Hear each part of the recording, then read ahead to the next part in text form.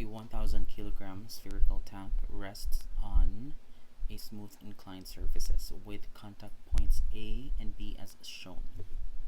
So this is points A and B. This is point of contact A, and this is point of contact B. So compute the reactions at each contact point for equilibrium. So we're gonna get the reaction. So what we're going to do here is draw the free body diagram. So let's have the free body diagram. Basically it's just a circle,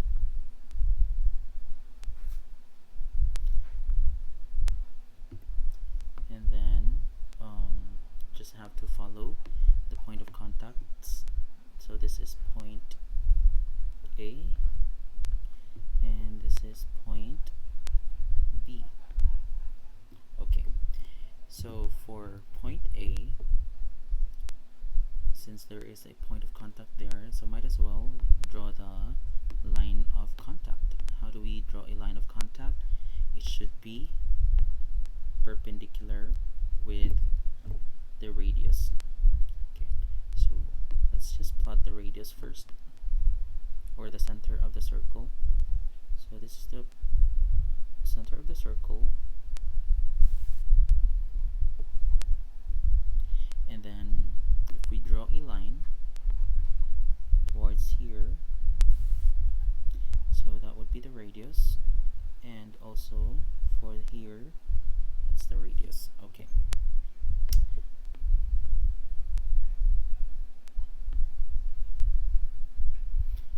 after that, since we already have the radius alignment, so might as well also make a contact line at point A. So at this position it is now making a 90 degrees. So I'll just change the line, so it's now making a 90 degrees out of here at point A. And remember that there is an angle that's measuring 60 degrees from the vertical. So from the vertical, let's just extend this line here.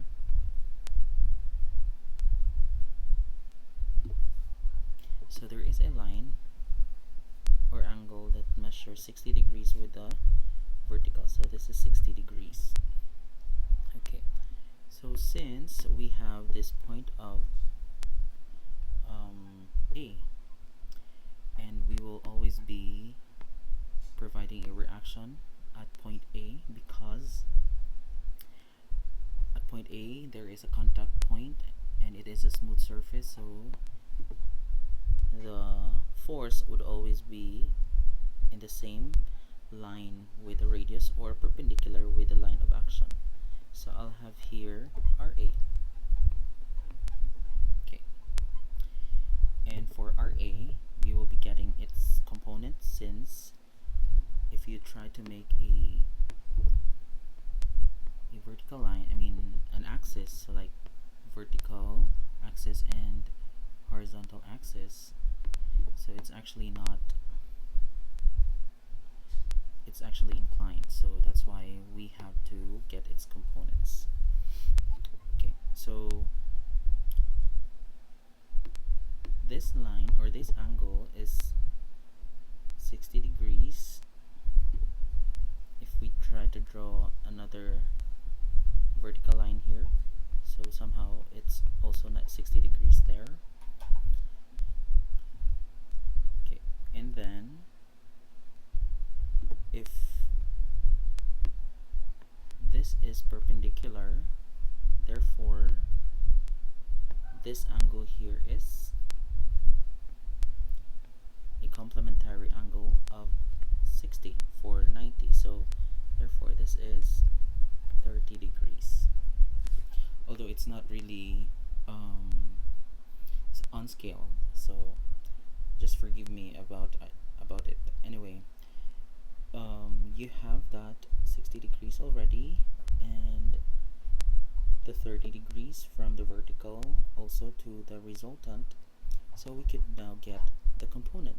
So for the component vertical of this RA, this is RA cosine of 30, and for the horizontal, this is RA sine of 30.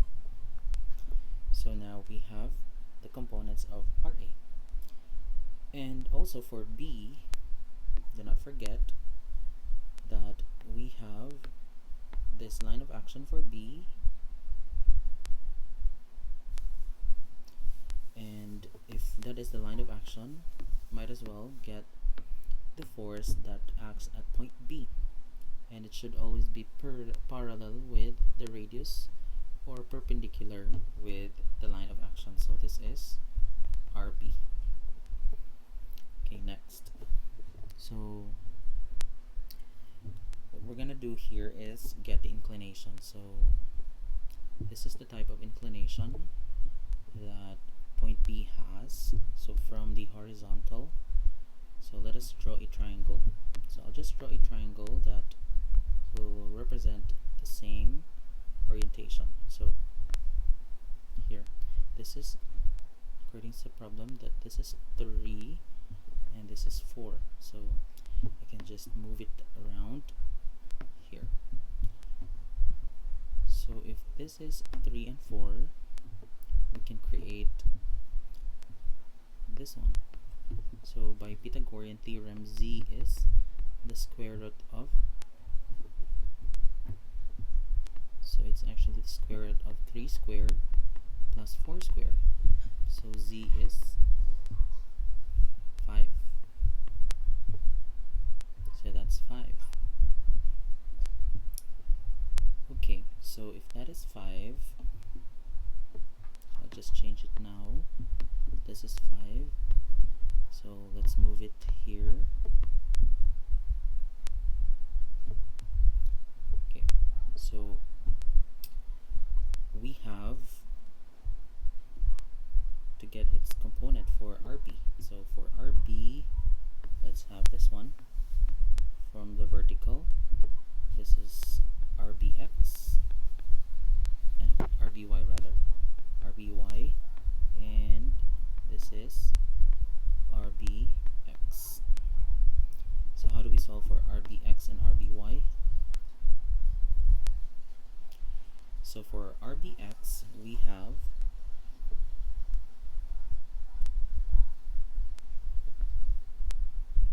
RBX is RB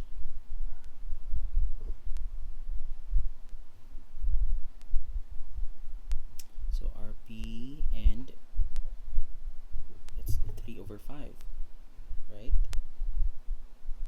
So it's 3 over 5. So it's 3 over 5 RB.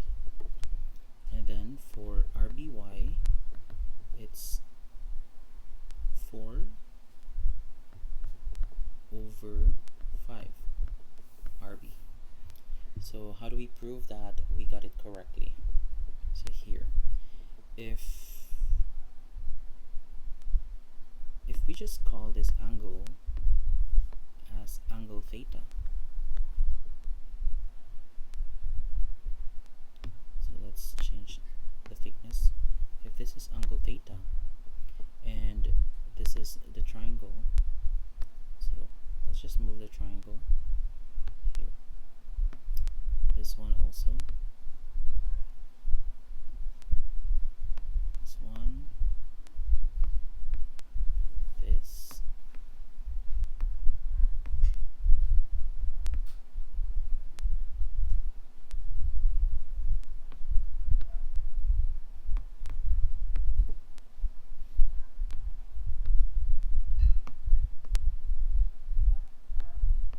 So I'll just transfer it here. Okay, so oops, what happened? Okay, so if we're gonna use that angle, so say this is angle theta here, so that angle is a complementary angle to here. So this is 90 minus theta, and this angle here is also theta, right? Because this makes 90 degrees. So 90 minus theta, and theta is equal to 90. So from there we could create the angle. So from the illustration we will have RB here, then RY or RBY, and here as RBX, and this is the angle. So if we're going to rotate it, this one also,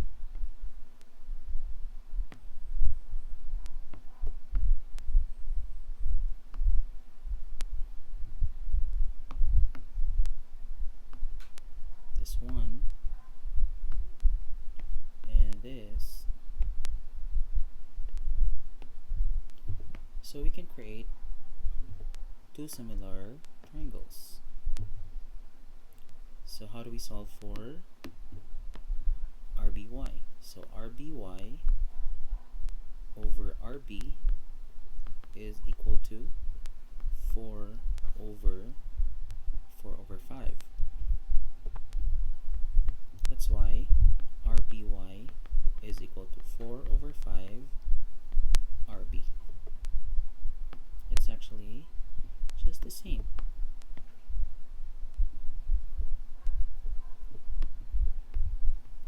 And for RBX, it's RBX over RB, and that's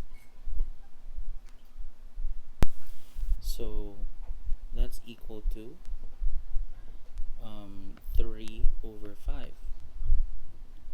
So RBX is equal to 3 over 5 of RB. So it's actually just the same here.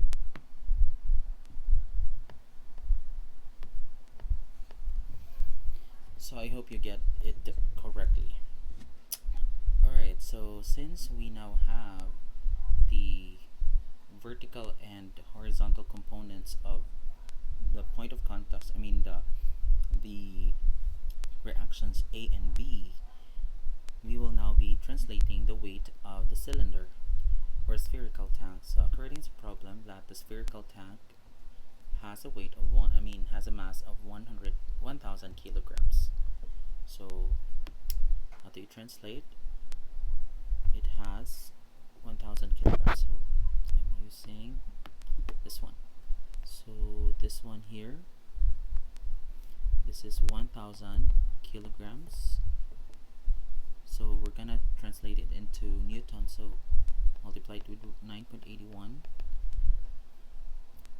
So 1,000 times 9.81 is 9,810 newtons. Okay, so now we have the forces. So for the forces,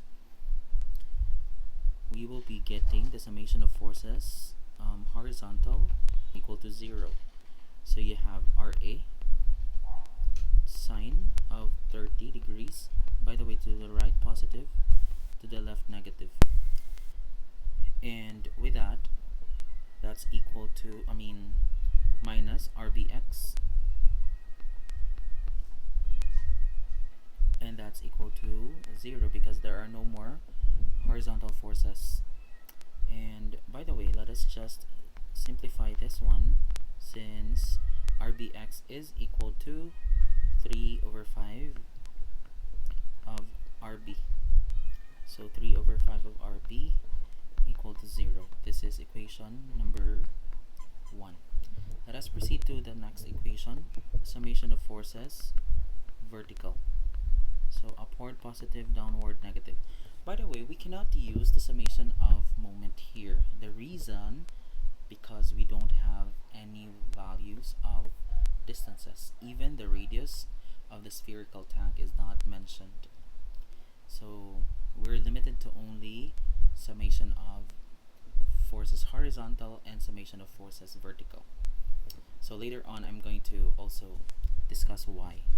So let's just continue with the summation of forces vertical first.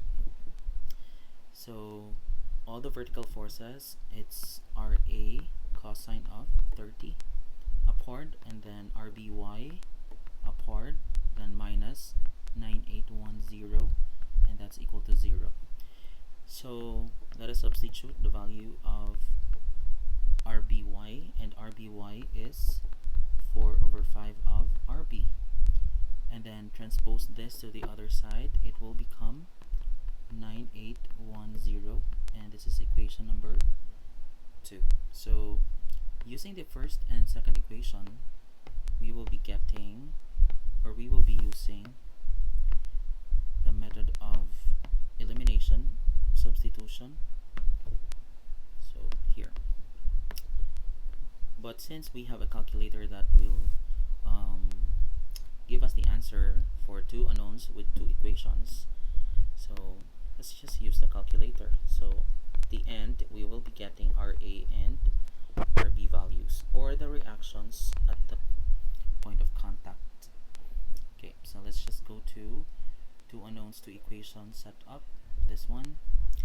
So I'm using our first equation, sine 30, and then negative 3/5 for the second term, and this is 0 for the constant. And then for the second equation, this is cosine of 30, and then this is 4/5, and the last one is 9810. So our RA is 6400.503 newtons, and the second one is 5333.752 newtons. So these are our values.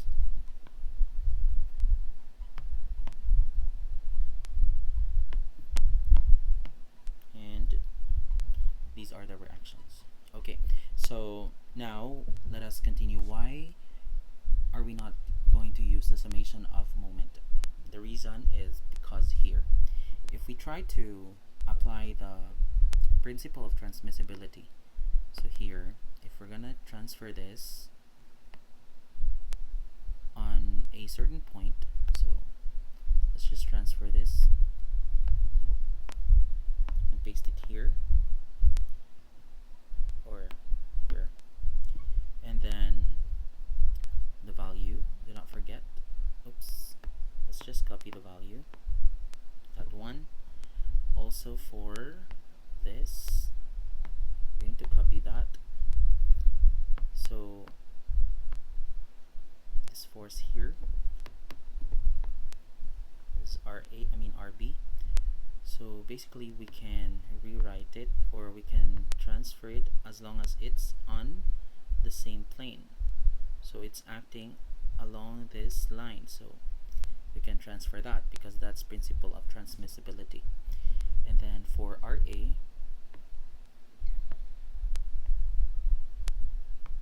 this one, let's just copy and place it here.